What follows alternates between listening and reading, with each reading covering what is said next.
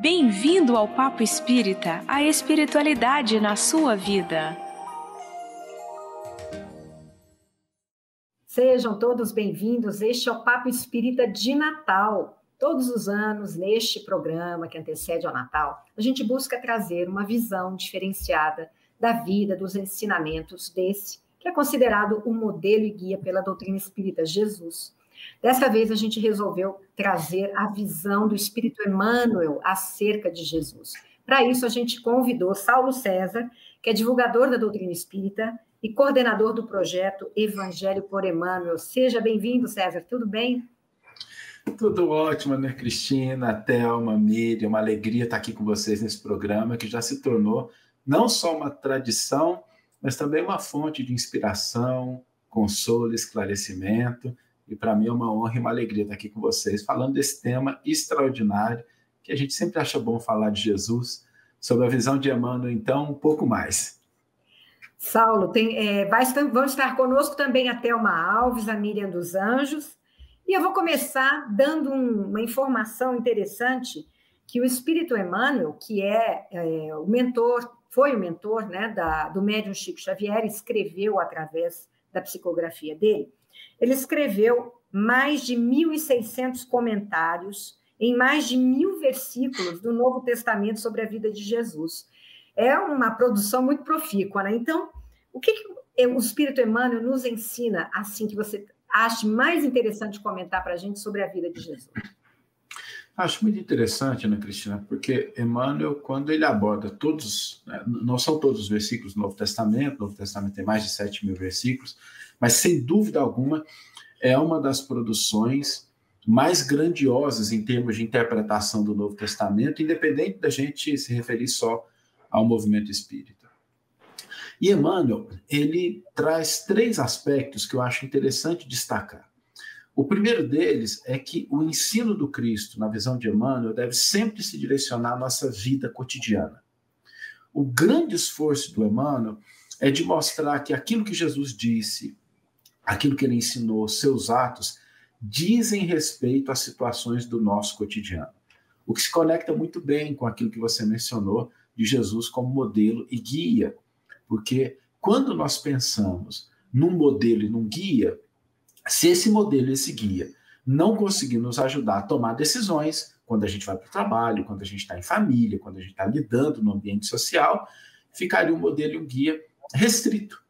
E Emmanuel nos mostra que, longe disso, tudo o que Jesus ensinou, tudo o que ele fez, diz respeito ao nosso cotidiano, à nossa vida. Nós podemos encontrar nos ensinos do Cristo orientações claras e objetivas sobre como nós devemos proceder no mundo. Um outro aspecto importante também que o Emmanuel destaca é o papel de Jesus como a segunda revelação, aquele aspecto que conecta o ser humano com essa lei divina que ela vem se revelando aos poucos. Assim como a gente tem na escola, né? Um aluno ele não aprende todas as matérias de uma vez só, ele não aprende todas as derivações da matemática, da literatura de uma vez só, ele vai aprendendo aos poucos, muito embora seja a mesma matemática, seja a mesma história, seja a mesma literatura. E Jesus ele veio trazer mais um capítulo, revelar mais um capítulo dessa lei divina, que a doutrina espírita mais tarde complementaria em absoluta conexão com aquilo que o Cristo nos trouxe com a primeira revelação. E o terceiro é uma curiosidade, porque quando nós pensamos nos ensinos do Cristo, e Jesus mesmo disse, né, não vim destruir a lei e os profetas, mas dar-lhes pleno cumprimento, muito do que Jesus disse, do que ele ensinou, já estava presente na primeira revelação, naquilo que a gente costuma chamar de Antigo Testamento. Aliás, eu costumo dizer sempre que é impossível você entender os ensinos de Jesus sem alguma familiaridade com a primeira revelação. Mas tem uma coisa que é uma inovação de Jesus. É algo que ele trouxe que não está presente na primeira revelação. E é talvez um dos capítulos mais desafiadores em relação ao ensino do Cristo, que é quando ele nos pede que amemos os nossos inimigos. Amai os vossos inimigos não está presente na primeira revelação. Alguns grupos na época de Jesus, principalmente os essênios, tinham uma visão completamente oposta de que se deveria realmente odiar os inimigos. E a maneira como Jesus fala sobre isso, quando ele traz o ensino, quando ele diz, ouvistes que foi dito, ele está se referindo a uma interpretação oral que se fazia da lei, e hoje nós sabemos, pelos manuscritos do Mar Morto, que os essênios realmente tinham ali nas regras da comunidade, ensinarás ao noviço a amar o seu próximo e odiar os inimigos. Então Jesus está endereçando essa visão, que pelo menos desse grupo judaico, nós temos um testemunho escrito de que era uma concepção. Nós não podemos falar dos fariseus, dos saduceus, mas em relação aos essênios está bem estabelecido. E Jesus endereça essa questão dizendo que não, que nós devemos amar aos inimigos. E por que eu falo que é interessante?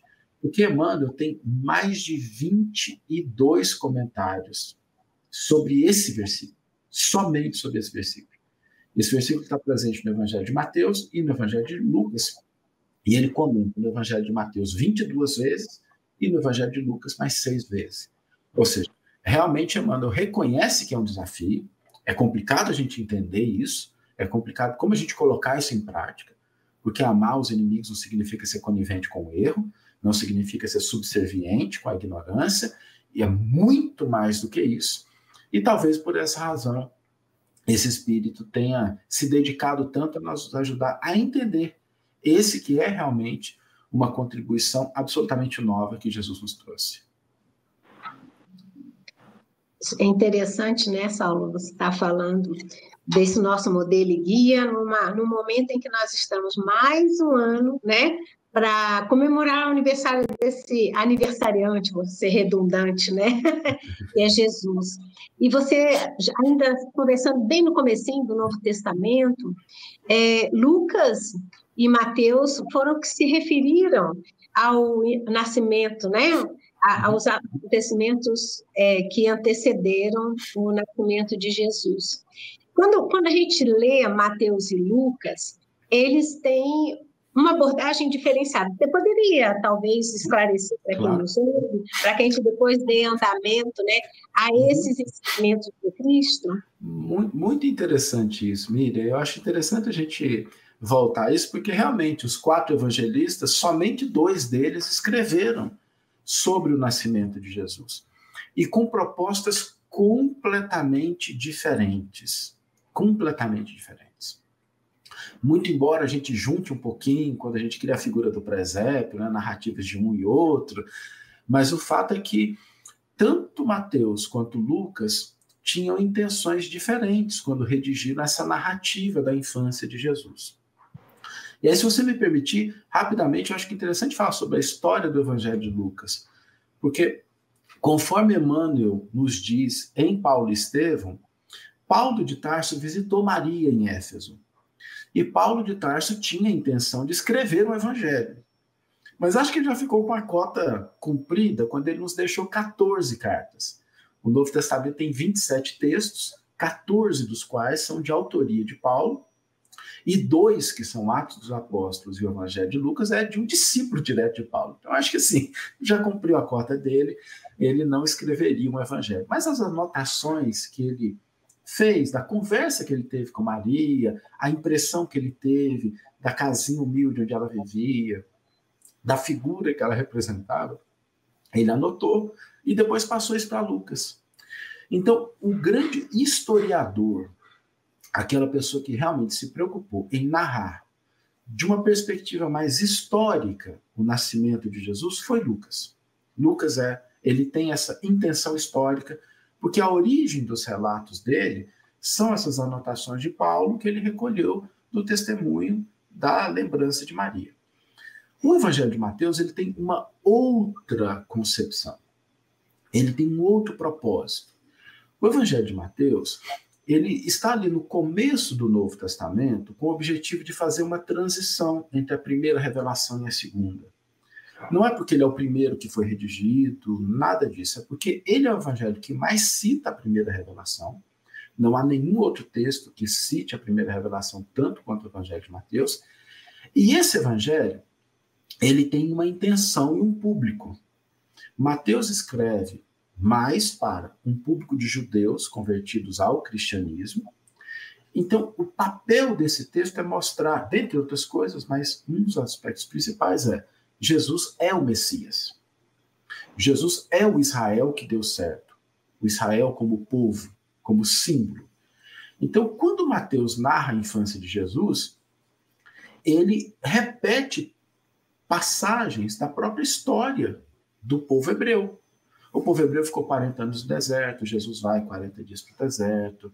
Quando ele narra o nascimento de Jesus, é para mostrar que Jesus é o descendente de Davi. Ele preenche aqueles requisitos que eram esperados para que a pessoa fosse reconhecida como Messias. Então, o Evangelho de Mateus, ele tem essa ênfase. Jesus é o Messias. E o nascimento dele é um elemento que o autor do Evangelho de Mateus, a gente sabe que muito provavelmente não foi uma única pessoa que redigiu esse texto, isso é uma compilação de várias narrativas, mas quem compilou isso tinha essa intenção. Jesus é o Messias. E o nascimento dele mostra isso, desde a chegada dele no mundo mostra isso. Para Lucas, ele tem um viés mais histórico, ele quer trazer as impressões. E por isso essas duas narrativas, elas são diferentes, mas eu acredito que complementares. Saulo, a sociedade ocidental, né, ela, no nascimento de Jesus, ela teve um divisor de águas, né? Então, tanto é que é colocado, né, antes de Cristo, depois de Cristo, né? E aí, assim, qual a contribuição vinda de Jesus para nossos valores até o dia de hoje, né? Excelente, excelente, Thelma.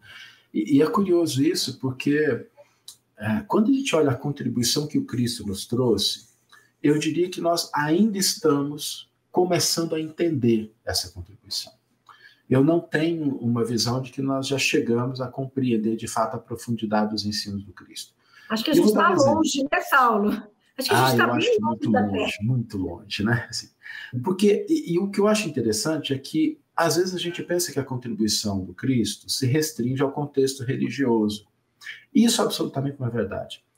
Eu me lembro quando eu estava fazendo meu mestrado, a gente leu um livro chamado A Condição Humana, de uma filósofa chamada Hannah Arendt. E a Hannah Arendt tem um trabalho extraordinário, eu gosto muito dela, e nesse livro ela tira versículos para sustentar determinados pontos que ela estava discutindo dentro de uma obra de filosofia. Recentemente, um psicólogo, Jonathan Haidt, publicou um livro chamado A Hipótese da Felicidade. E em um elemento que ele estava discutindo, a hipótese da felicidade, ele traz aquele ensino de Jesus, por que a gente enxerga o cisco no olho do próximo, mas não enxerga a trave no nosso olho, e ele discute isso em profundidade a partir de uma perspectiva psicológica. Citei esses dois exemplos só para a gente entender que os ensinos do Cristo, eles não estão circunscritos a qualquer denominação religiosa. É um conjunto de valores éticos e morais, é um conjunto de chamados a uma espiritualidade legítima que não nega as expressões religiosas. Todas elas têm seu valor, o espiritismo, o catolicismo, o protestantismo, as igrejas reformadas, todas elas têm a sua contribuição. Mas a proposta do Cristo vai muito além, porque ela endereça, ela tem como objetivo o gênero humano, o ser humano. Esse ser humano que, quando Jesus relembrou o Salmo, ele disse, vós sois deuses. Então, ao buscar fazer brilhar essa luz dentro de cada criatura, Jesus tem uma contribuição que nós estamos longe ainda de conhecer. E aí, nesse sentido, eu acho que a psicologia, a filosofia, as ciências, as religiões, se começarem a se dar as mãos mais do que se dividir, a gente vai avançar mais rapidamente na compreensão daquilo que Jesus nos trouxe. Saulo, acho que muito... Oi, pode falar, Miriam. Não, é porque eu achei interessante essa colocação do Saulo, que não se limita, os ensinamentos do Cristo não se limitam à questão religiosa, né?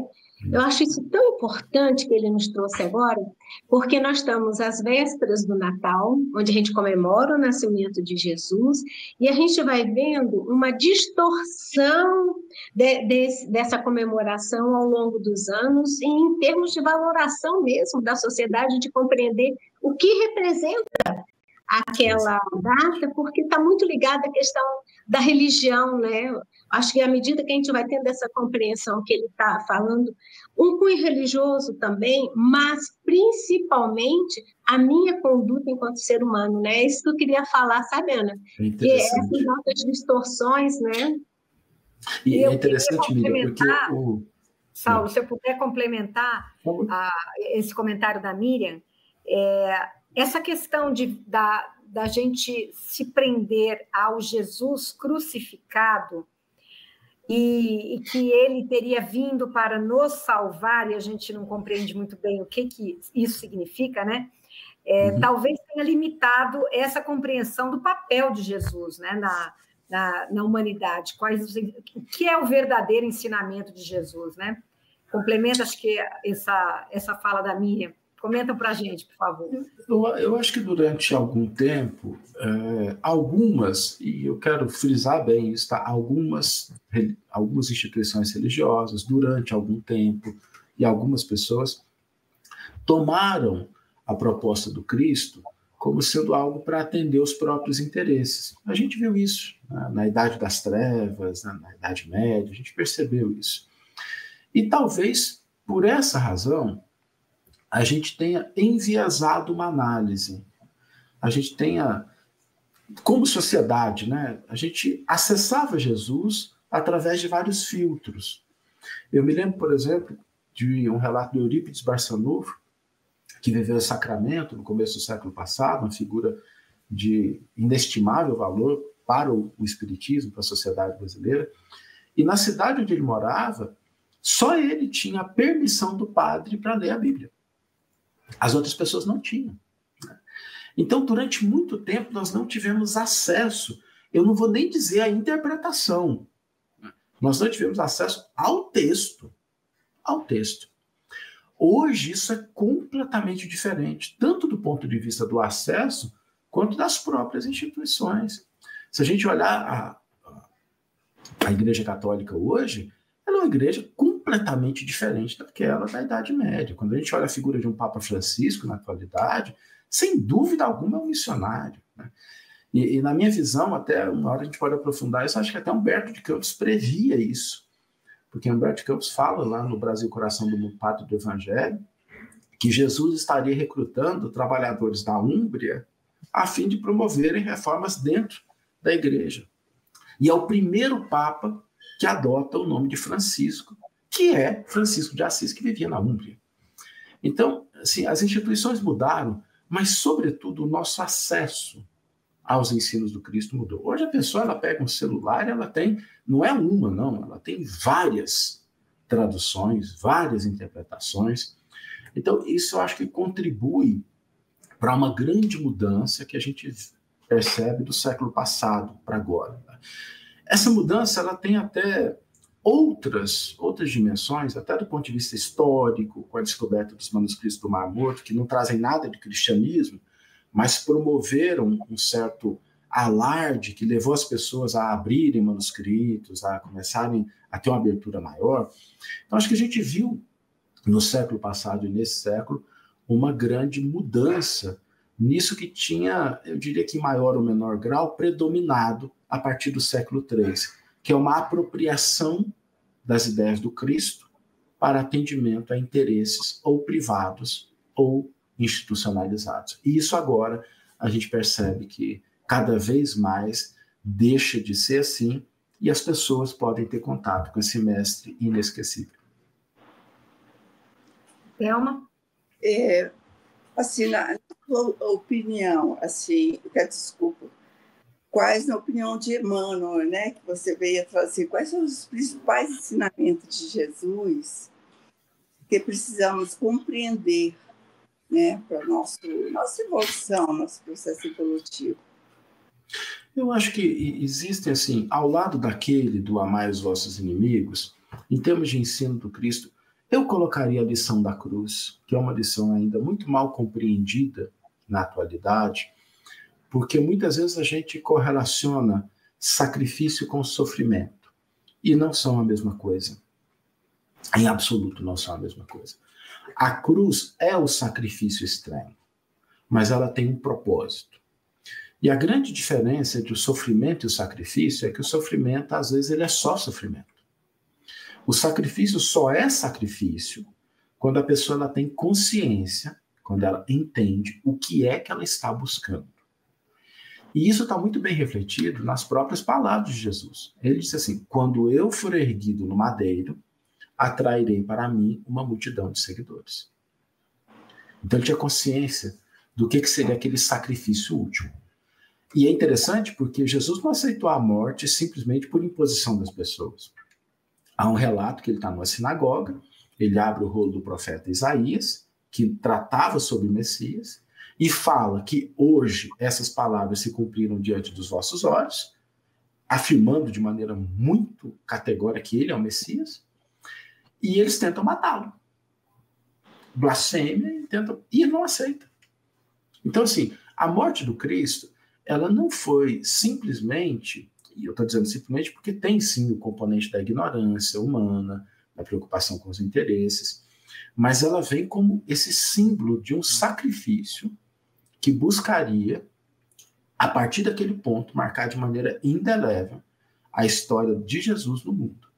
Então, eu acho que essa diferença, sabe, entre sacrifício, a mensagem da cruz como sendo essa mensagem do sacrifício, e que muitas vezes eu percebo que a gente às vezes tem dificuldade para entender, porque a gente acha que sofrer já redime, e eu não queria desanimar as pessoas, não. Tem muita gente que está sofrendo no mundo e não vai para o nosso lar só porque está sofrendo, tá? Porque vai chegar lá em nosso lar e vão perguntar para ele assim: escuta, e por que você não procurou aliviar esse sofrimento? Né? Se a cabeça está doendo, tome o remédio, vai lá, compra uma aspirina, porque continuar com dor de cabeça não vai te levar para o nosso lar. Sofrimento não é o mesmo que sacrifício. Então, acho que esse é um ponto importante. E um outro elemento que eu acho interessante na figura do Cristo é a autoconsciência. Essa autoconsciência que deixava de maneira muito clara, ele nunca tergiversou sobre quem ele era, qual era o seu papel. Ele nunca foi movido por uma falsa humildade. Ele nunca se menosprezou.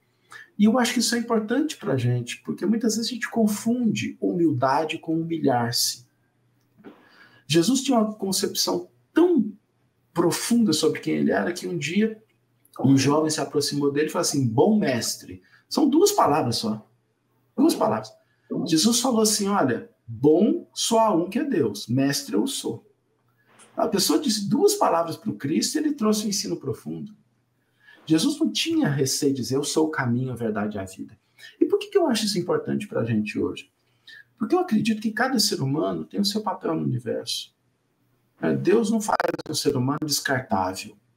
Ele não faz uma pecinha que não tenha a sua posição, não tenha a sua contribuição. Mas se nós não tivermos essa consciência, fica difícil a gente cumprir o nosso papel. Se a gente continuar achando que não, eu não sou ninguém, a pessoa não se valoriza, ela não tem autoestima. E aí eu não estou dizendo orgulho, né? Orgulho é diferente de autoestima. Orgulho é quando você se julga melhor do que o outro. Autoestima é quando você se valoriza.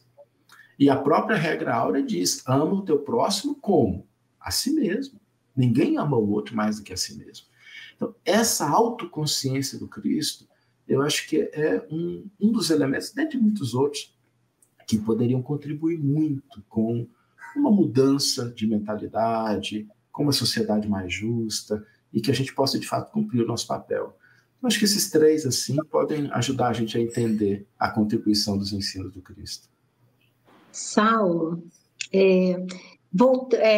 saindo desses ensinamentos, né, basilares, né, que a gente deveria estar buscando, quando você fala também de que nós tivemos há pouco tempo acesso, né, ao texto, né, aos textos deixados no Novo Testamento, e que agora que a gente se aproxima de um melhor entendimento sobre esses textos, a vinda de Jesus, né, pensando na minha imperfeição no nível evolutivo que eu tenho, eu fico pensando: meu Deus, por que ele veio, mandasse outro? Mandasse outro, ele podia, né, para passar por tanto perrengue. Mas quando a gente passa por um entendimento, e eu ouvi uma vez você falando sobre isso, há um ensinamento nessa vinda de Jesus pessoalmente, né, que a gente pode trazer para a nossa vida, né? certeza. Emmanuel tem um comentário que ele intitula Substitutos. E é um comentário muito bonito, em que ele fala que ninguém teria condição de mandar tantos substitutos quanto Cristo, se o quisesse. Ele poderia mandar filósofos para trazer novas ideias, políticos que trouxessem renovação, médicos que curassem as pessoas, mas no momento do estabelecimento do reino dos céus na Terra, ele veio pessoalmente. E existem duas lições importantes aí. Em primeiro lugar, é que ali não poderia haver erro. A mensagem do amor que Jesus nos trouxe, ela precisaria ser colocada de maneira cristalina. E a gente pode até não querer olhar de uma maneira que a gente enviesa, mas a mensagem do Cristo é cristalina. Agora, para a gente existe um ensino muito importante, porque ao atender a uma tarefa pessoalmente, a gente começa a entender que até o Cristo tem deveres que ele precisa atender pessoalmente. E muitas das infelicidades, das frustrações, dos problemas que nós enfrentamos na nossa vida familiar, conjugal, de trabalho, social, é por ignorar isso. Ignorar que nós temos 1 milhão de coisas que a gente precisa fazer, mas existem coisas que exigem a nossa presença pessoal. Uma conversa com o filho, a presença com o cônjuge, há uma atividade que requisita que nós a façamos. E quando a gente identifica isso e atende pessoalmente os deveres que a vida nos pede, a gente caminha mais rápido para a felicidade. Quando a gente começa a pensar nisso, a gente descobre uma coisa que eu acho interessante. Muitas coisas que estão nesse contexto, de ser o que a gente deve fazer pessoalmente, não são urgentes. Não são urgentes. Às vezes a gente fala assim, não, tem um e-mail que é urgente, tem uma reunião que é urgente. Ok, tem muita coisa que é urgente. Mas tem coisas que são importantes, mas não são urgentes.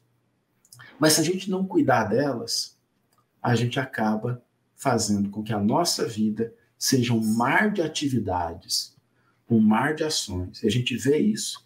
Nós vivemos uma sociedade cansada, nós vemos uma sociedade que tem o burnout crescendo, nós vemos uma sociedade com níveis de depressão nunca registrados anteriormente, nós vemos uma sociedade com índices de suicídio cada vez maiores, e muito porque a gente perdeu esse endereço de si mesmo.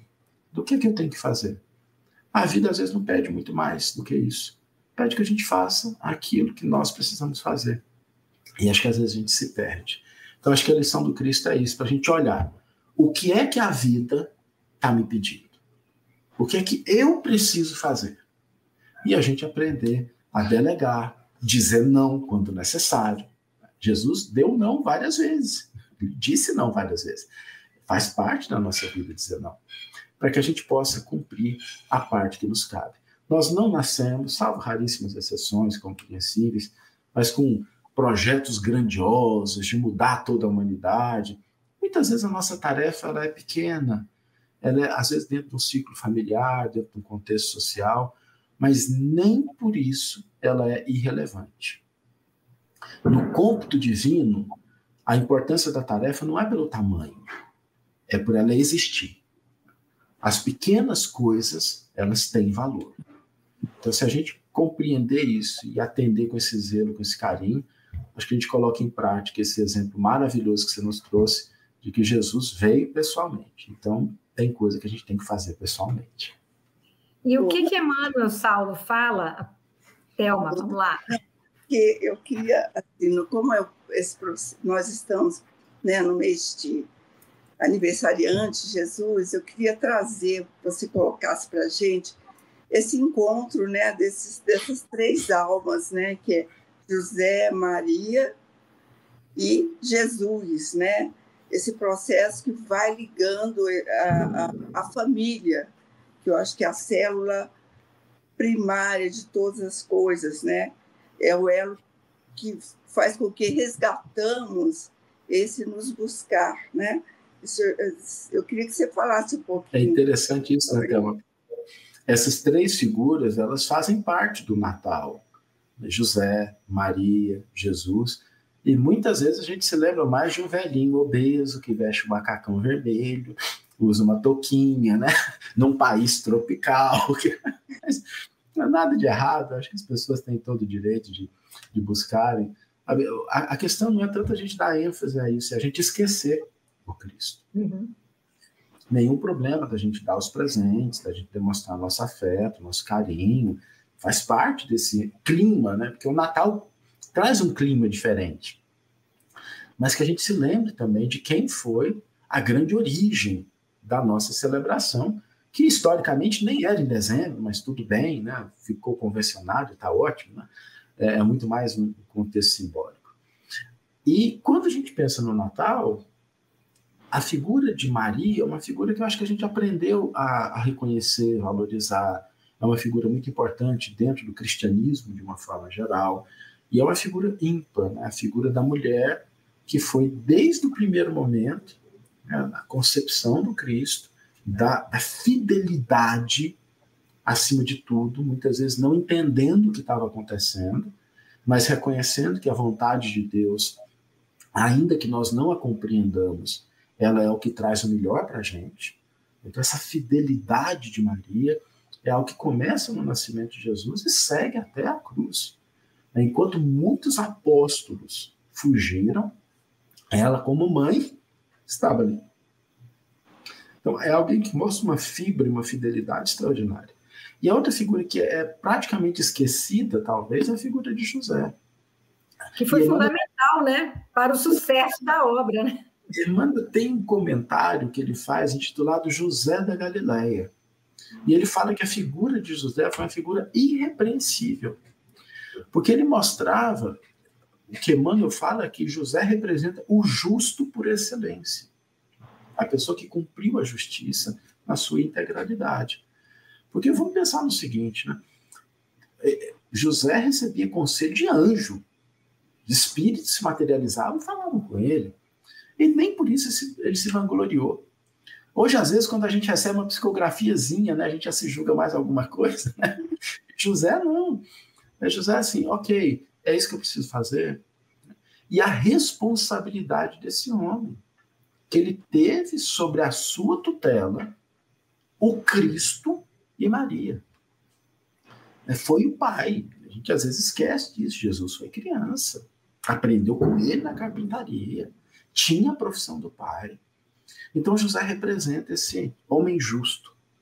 Esse homem que entende o que ele precisa fazer e faz sem alarde, sem buscar reconhecimento, cumpre o seu papel, entendendo que é no cumprimento do próprio papel que a gente constrói os valores mais importantes da nossa vida.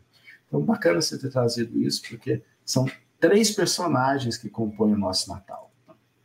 A figura do Cristo e José e Maria. E, Saulo, por que Jesus precisou nascer na Palestina, na Galileia, sob o jugo romano, nessa época? Qual a explicação para esse momento histórico tão importante? Poderia ter vindo em qualquer outro momento, mas veio naquele.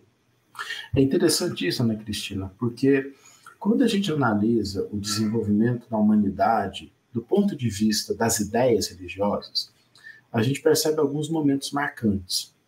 O momento em que surge naquele contexto do povo hebreu a ideia do monoteísmo, que não é uma ideia que se estabeleceu de uma hora para outra. Quando a gente lê o livro de Reis, quando a gente lê o livro de Crônicas, a gente percebe que muito tempo depois, nós estamos falando aí de mais ou menos uns 1000 e poucos anos depois, ainda se tinha uma concepção de politeísmo infiltrada ali, reis de Israel, reis de Judá, que faziam templos a outros deuses. Então, nós temos ali uma ideia que vai se desenvolvendo, mas que é uma ideia nova. É uma ideia importante. Porque não é só uma ideia de um Deus único, é uma ideia de um Deus único, de um Deus criador e de um Deus com o qual eu posso me relacionar. É um Deus que cuida, é um Deus que tem uma orientação, que tem uma lei. Então, houve a necessidade de um amadurecimento dessas ideias para que, dentro daquele contexto social, cultural, histórico, político, religioso, as ideias do Cristo pudessem ter um campo fértil para se desenvolver. a Palestina era um burgo obscuro do Império Romano, assim, sem nenhuma relevância. Tanto é que em 70, quando começa a dar trabalho, o imperador manda que a região seja toda destruída. Não é assim, vai lá e reconquista, não, destrói. Então, assim, não tinha relevância. Mas tinha ali já uma base, tinha alguma coisa que já foi trabalhada. E a gente não pode esquecer disso quando a gente fala do judaísmo na época de Jesus. Porque Jesus nasceu como judeu, viveu como judeu, morreu como judeu. Em nenhum momento da vida do Cristo, ele negou a sua vinculação com o judaísmo. Então, aquele era um momento que tinha essas condições. Totalmente? Óbvio que não. Nós estamos longe ainda, a gente deve ver problemas hoje, 2000 anos depois de Jesus. Mas já tinha ali uma massa crítica que tornaria possível que essas ideias se desenvolvessem. Tanto é que todos os apóstolos eram judeus. Paulo de Tarso, não fazia parte dos 12, mas foi um grande divulgador, era fariseu, doutor da lei. Então, ainda que a gente tenha problemas com algumas pessoas, o fato é que essa cultura, esse povo, tinha de fato as bases necessárias para que o Cristo fosse minimamente compreendido. E entre Jesus e a doutrina espírita, 18 séculos se passaram. Então, eu acho que assim, a misericórdia divina ela nos dá tempo para aprender, e no momento certo, não é no momento perfeito. E eu acho que isso é uma lição importante para a gente também, porque às vezes a gente fica esperando o momento perfeito para fazer as coisas, né? Quando todo mundo entender, quando eu tiver os recursos, quando eu tiver o conhecimento, aí eu vou fazer alguma coisa. Não, a gente precisa confiar na vida. A gente faz a nossa parte. Às vezes, o que é preciso é um pouco. E aquele pouco existia na Palestina. As bases do monoteísmo, as bases de uma vinculação social que trazia, ainda que não na prática, mas pelo menos nos ensinos, os ideais de fraternidade estavam presentes, uma conexão com Deus. Então, aquele era o único povo no planeta que tinha essas condições reunidas para que Jesus fosse melhor conhecido. Se tivesse nascido em Roma, teria vários problemas. E quando o cristianismo, só para a gente ter uma ideia do quanto isso é sério, quando o cristianismo se une ao império, ele se desvirtua. Séculos depois, quando há essa aproximação das ideias cristãs com a ideia do Império Romano, há um desvirtuamento que durou muitos séculos. Daí a gente percebe o quanto as ideias romanas, né, a concepção politeísta, não estavam preparadas. Significa que todo mundo? Não, tinham pessoas que, inclusive na casa de Nero, como Paulo de Tarso fala, diz que haviam homens santos dentro da corte de Nero, mas são pessoas. Do ponto de vista de movimento social, o povo judeu era realmente quem detinha as melhores condições para que a semente do evangelho fosse plantada.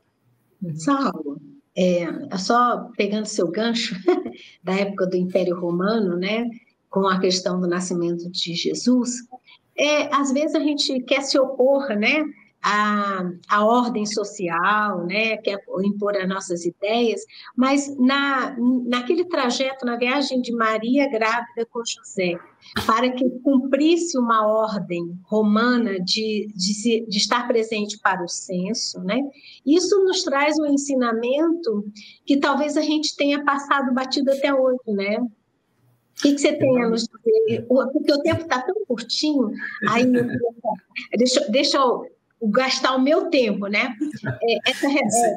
Que ensinamento teríamos com esse cumprimento dessa ordem para o censo, e qual é o significado que Emmanuel nos traz para o nascimento de Jesus na manjedoura? Meninas, desculpa, mas é por causa do tempo que eu vou todas as minhas perguntas. É interessantíssimo, Miriam. O Emmanuel tem um comentário chamado Ordem e Luz, em que analisa essa atitude de José e Maria se deslocarem, e não é uma coisa simples, gente. Maria estava grávida de 9 meses. Hoje em dia, se uma mulher com 7 meses fala para o médico assim, eu preciso fazer uma viagem de avião, talvez o médico não permita.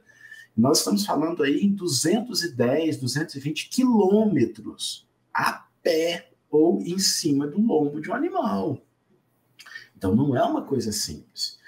Mas o que Emmanuel nos traz como ensino importante é que nós não podemos querer trazer algo de positivo começando por desvirtuar a ordem através da violência, através da delinquência, através da anarquia. Não é possível isso. E Emmanuel conclui, é exatamente pelo cumprimento da ordem é que a luz se manifesta. Ou seja, essa atitude de José e Maria de terem cumprido uma determinação que tinha como objetivo ajustar a cobrança de impostos, porque naquela época o censo tinha essa função, ajustar a cobrança de impostos, e normalmente não era para menos, os impostos seriam elevados. Atendendo a isso, com todas essas dificuldades, é que Jesus veio ao mundo. E numa lição muito bonita, que é a lição da manjedoura, mostrando o seguinte: não existem condições que a gente precisa estabelecer para fazer o bem. Jesus veio ao mundo e aceitou as palhas da manjedoura, que é muito bonito quando a gente vê em presépio, né? A gente olha lá o presépio bonitinho, né? E eu queria lembrar para as pessoas que o que nós temos de mais próximo na nossa cultura, que se assemelha à manjedoura, é um curral. Um curral. Jesus nasceu em um curral. Para a gente lembrar que quando a gente se propõe a fazer o bem para alguém, quando a gente se propõe a oferecer alguma coisa para as outras pessoas, a gente não deve estabelecer condições. Jesus não estabeleceu condição nenhuma para estar entre a gente. Ele aceitou a manjedoura, que pode ser bonitinha, mas é um curral. Ele não exigiu nascer num trono de ouro, nem os cuidados para a mãe. Eu podia ter falado assim, não, faz o seguinte, ó, manda lá que não vai, minha mãe está grávida, não vai nascer lá não, vai ficar aqui, né, aqui em Nazaré, onde a gente tem família, onde a gente tem infraestrutura. Não, nenhuma condição. Isso é uma lição muito bonita. Quando a gente se propõe a praticar o bem de maneira legítima, nós devemos evitar criar condições para isso. A pessoa pode reconhecer ou não, ela pode entender ou não, ela pode estar preparada para aplicar aquilo imediatamente, ou só daqui a 10 mil anos, e está tudo bem. A gente deve ser movido por esse desejo de ofertar algo de positivo. E para encerrar, né, infelizmente, temos que encerrar o programa. Saulo, deixa uma mensagem para a gente. O que é mais importante que a gente reflita nesse Natal? Alguma coisa que a gente, quem nos assiste, né, leve para o seu dia 24, para o seu dia 25, né, na sua reunião em família ou sozinho, como for. O que essa pessoa deve, o que a gente pode colocar na nossa mente nesse momento de celebração do nascimento de Jesus?